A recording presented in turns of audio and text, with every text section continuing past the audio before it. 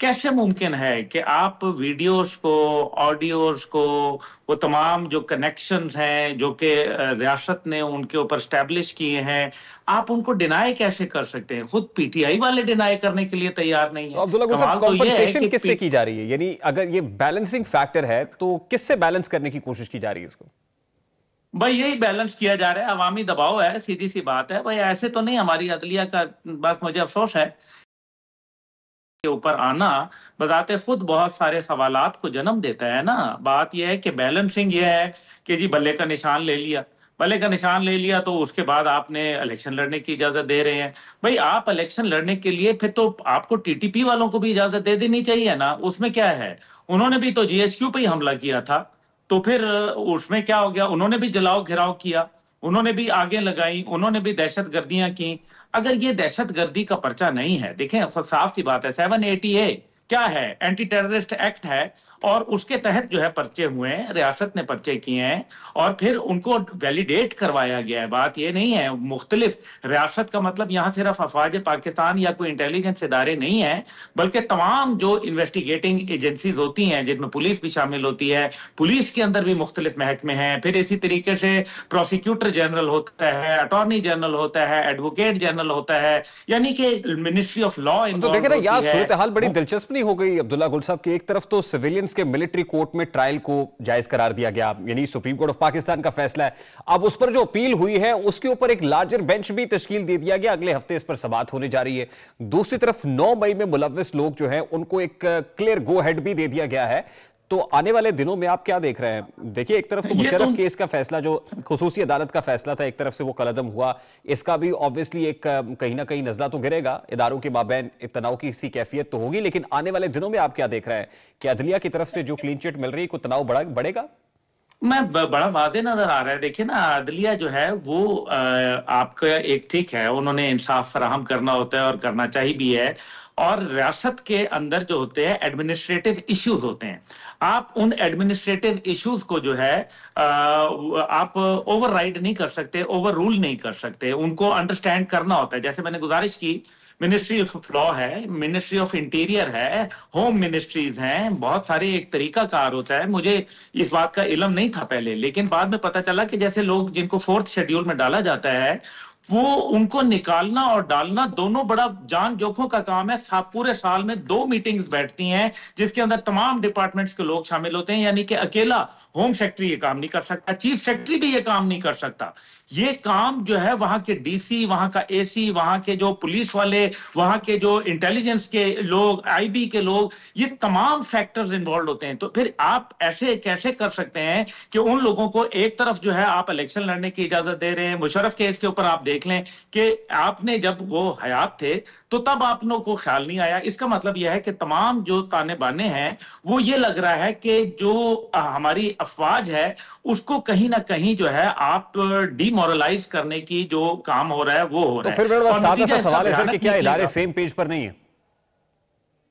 नजर तो यही आ रहा है कि इदारे जो हैं उनके अंदर एक इख्तलाफ राय पाई जाती है, और मेरे ख्याल में जो अदलिया है वो समझ नहीं पा रही कि रियासत की मजबूरियां क्या हैं। यानी कि आप इलेक्शन लड़ने दें, चले इलेक्शन के बाद फिर जो है वो फिजा गर्म होगी, फिजा गर्म होगी तो वो plan B, plan C, plan D, और फिर या बाइकॉट या फिर एजिटेशन, दोनों का प्लान मौजूद है। अब तो मतलब किसी को भी आप पूछ लें तो वो आपको ये बता देगा कि जनाब एजिटेशन तो होनी होनी है। अगर आप जीतेंगे तो आप कहेंगे एजिटेशन करेंगे कि हम इनकलाब ले आए, और अगर आप हार गए तो आप कहेंगे जी धांधली हुई है। अब तमाम जो नहीं, लेकिन दरमियान में आपने एक और इस्तेलाह इस्तेमाल की, वो है बायकॉट। ये बायकॉट वाला को प्लान डी है?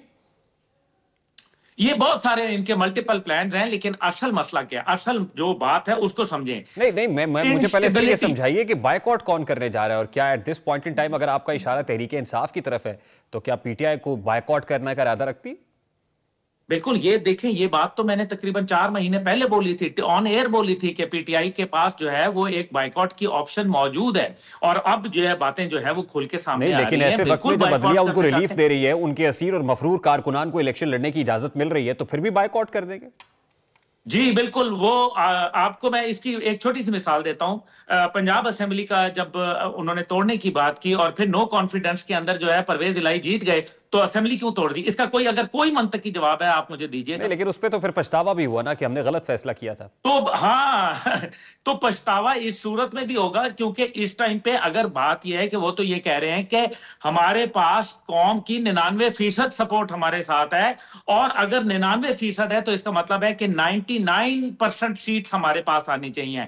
अगर वो सीटें हमारे पास नहीं आती तो हम जो है वो जीत भी जाएं तब भी बायकॉट कर सकते हैं, हम जो है वो हार जाएं तो हारने से पहले अगर ये देखेंगे हालात और वाकयात और ग्राउंड रियलिटीज को, उसके अंदर भी बायकॉट कर तो सकते उसके हैं। लिए बैरोमीटर क्या है? ग्राउंड रियलिटीज को चेक करने का बैरोमीटर, यानी ये जो बायकॉट का डिसीजन है वो किन शराइत से मशरूत है?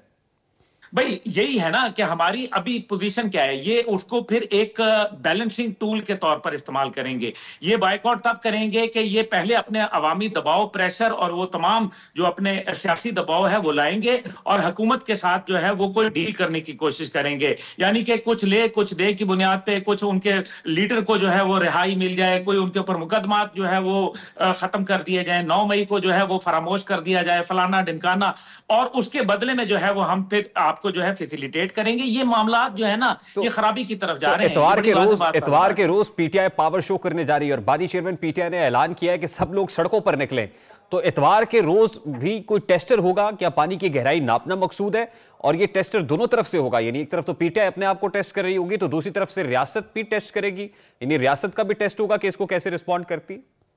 आप बड़े समझदार आदमी है, मैं तो आपकी बसीरत के ऊपर सलाम है। बिल्कुल एग्जैक्टली ये टेस्टर है, ये दोनों के लिए जो है वो एक आप समझे कि एक इन्होंने वो मार्क रख दिया है, और ये यार्डस्टिक है। अगर जो इसके ऊपर जो है वो पूरा उतरेगा वो देख लिया जाएगा, क्योंकि माजी के अंदर ऐसे कई टेस्टर्स लगाए गए हैं। आपको याद है जब लाहौर से लोग आए, जब केपी से आए, ये कोई जो हमले करने की रविश है ये कोई पहली दफा तो नहीं हुई।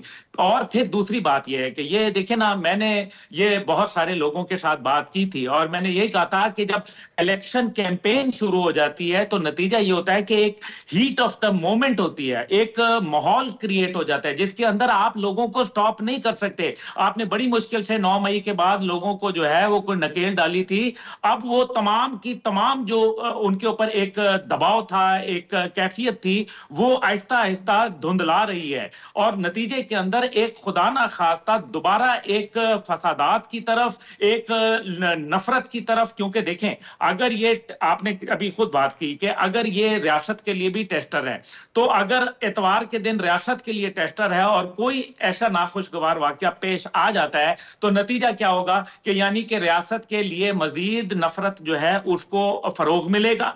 उसके हवाले से जो है वो एक बयानिया बुना जाएगा जिसको मगरिब की, जिसको बरतानिया में भगोड़ों की, जिसके भारत की पुष्ट पनाही हासिल होगी, जिसके अंदर वो इंस्टिगेट करेंगे लोगों को जो है, और उससे एक और नुकसान होगा, यानी कि वो ऐवान अदल के ऊपर भी जो है वो बकायदा उसके ऊपर प्रेशर आएगा। क्योंकि आपको याद होगा ऐवान अदल के ऊपर माजी के अंदर भी हमने देखा था, जब बंदयाल साहब वहां बैठे थे तो क्या हुआ था कि जी मुझे तो खबर ही नहीं मिली, पूरी दुनिया की खबरें मिल रही थी, आपने खुद तस्लीम कर लिया था, लेकिन कहा कि जी इस्लामाबाद आने की, तो फिर इस्लामाबाद को जलते देखा ना आपने? कोई ऐसी तो बात नहीं है कि तो जलते नहीं देखा। यानी कि वो जो पेट्रोल बम थे मंजरनामा आप बयान कर रहे हैं ये तो बड़ा हौलनाक है, तो फिर ऐसे में क्या इलेक्शंस हो जाएंगे? नहीं, फिर इसका मतलब यह है कि पाकिस्तान को ये कौन है जो चाहता है कि डिस्टेबलाइजेशन की तरफ लेके जाए? माजी में किन किन ने कोशिश की, और ये क्या इंटरनेशनल प्लान का हिस्सा नहीं है? क्या यह हकीकत नहीं है कि एक तरफ जो फलस्तीन वाला मामला है वो एक बहुत ही गर्मी की तरफ 3.5 महीने हो गए हैं, हमास कंट्रोल में नहीं आ रही, और उसके लिए वो ये घबरा रहे हैं, यहूदियों की रियासत जो है वो घबरा रही है इसराइल कि कहीं ऐसा ना हो कि पाकिस्तान की सपोर्ट आ जाए। आप देखें अभी आर्मी चीफ साहब वहां गए हैं, उन्होंने अमेरिका में बैठ के जो है वो फलस्तीन की सपोर्ट की। अभी परसों जो उन्होंने कन्वेंशन के अंदर खिताब किया यूथ के अंदर, उसके अंदर उन्होंने भरपूर फलस्तीन और कश्मीर के हवाले से मौकफ पेश किया, मैं वहां मौजूद था। तो मुझे ये बताएं कि ये तो खतरा है ना, फिर उनको तो पाकिस्तान की रियासत से ही तो खतरा है। क्यों हमारे पासपोर्ट पे लिखा हुआ है क्योंकि दुनिया के तमाम मुल्क मासवाए जो है वो इसराइल के, तो फिर पाकिस्तान की रियासत है। बिल्कुल ठीक। अब्दुल्ला गुल साहब, लास्टली वेरी क्विकली, आप क्योंकि इस्लामाबाद में बैठे हुए हैं तो मुझे बताएं कि शहर इक़्तिदार में इस वक्त एक नए मॉडल का जिक्र और बाज़गश्त भी वहां से आ रही है, तो ये क्या मॉडल होगा और थिंक टैंक क्या मशवरे दे रहा है? आप बड़ा क्लोज बैठे हुए हैं, थिंक देखिए, टैंक क्या मैं मशवरे तो दे रहा है इस देखें, मॉडल की तो बात बड़ी वाज़ेह है। अभी आर्मी चीफ साहब ने बड़ी खूबसूरत गुफ्तगू की और मैंने फिर जो है वो यही अंदाजा हुआ कि लोग इनके खिलाफ क्यों हैं, सोशल मीडिया पे इनके खिलाफ जो है वो क्यों झूठा बयानिया जो है वो गढ़ा जा रहा है। तो पता चला इसलिए कि एक हाफिज कुरान जो है वो पाकिस्तान के दो कौमी नजरिए को बयान कर रहे थे कि क्या वजह है कि दो कौमी नजरिया क्यों पेश हुआ।